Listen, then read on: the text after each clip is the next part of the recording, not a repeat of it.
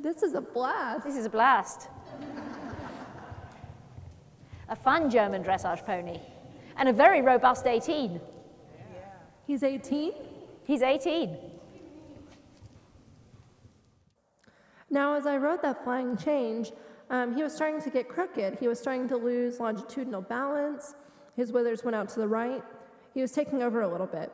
So if he hadn't done those things and he just made the flying change, it would have been great. But those things started happening. And he knows what diagonals mean. Now I've done 3 changes, so now he's going to get into expecting more. So maybe now he starts, yep, good boy, no, I didn't ask for that.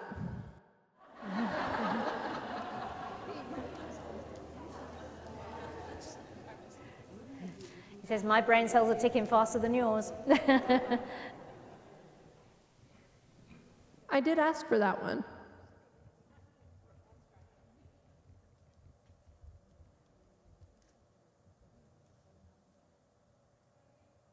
So he's a pony. I don't ride ponies, and I've never met him before in my life. I know he knows changes because if he's pre-St. George, he'd better do 4s and 3s. And I really, the same system will get him better and better, less about how to get his croup so high in the changes. Now he's really thinking we're going to do changes, so he keeps listening to me. Now it's getting a little challenging to keep my thighs out in front of me. Good boy. So I'm coming on the diagonal, and right now he knows the exercises that we're going to do as changes. And he thinks, so I'll get a little heavy and see if she'll lean back and get out of balance. And then right there, it gets really hard to keep my thighs out in front of me. He wants to pull my pelvis over them like that. Right. He really lifted his croup right there.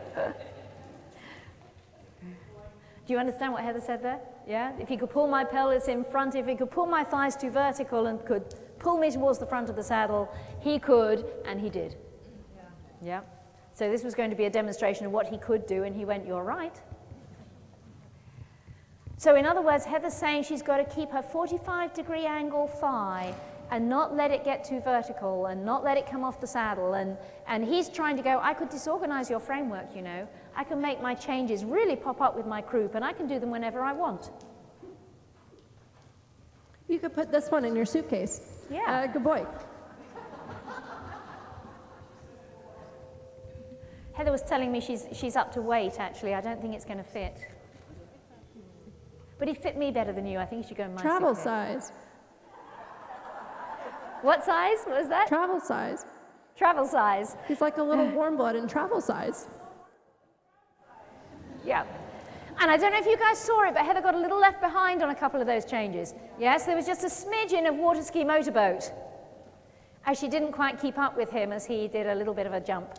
Because I was joking around too much. Yeah, that's right. That's what happens when you take your brain off the job, you see.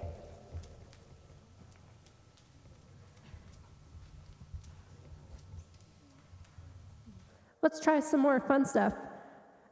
Just because there's not a lot of challenge in his body until I deal with the changes. Then I find where the challenges are.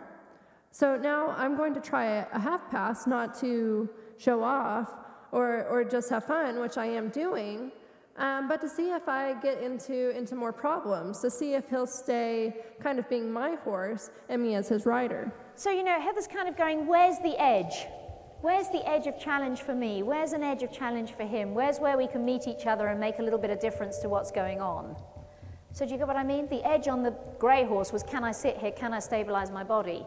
So she's going through a checklist here, and everything's meeting her checklist, and she's going, well, where do I get an edge where life gets a little more complicated?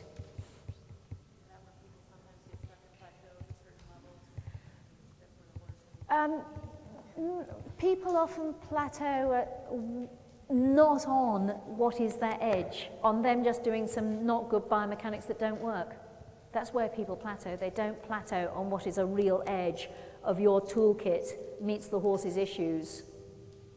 Solve this problem, solve this problem, solve this problem, solve this problem. Now this is a little trickier.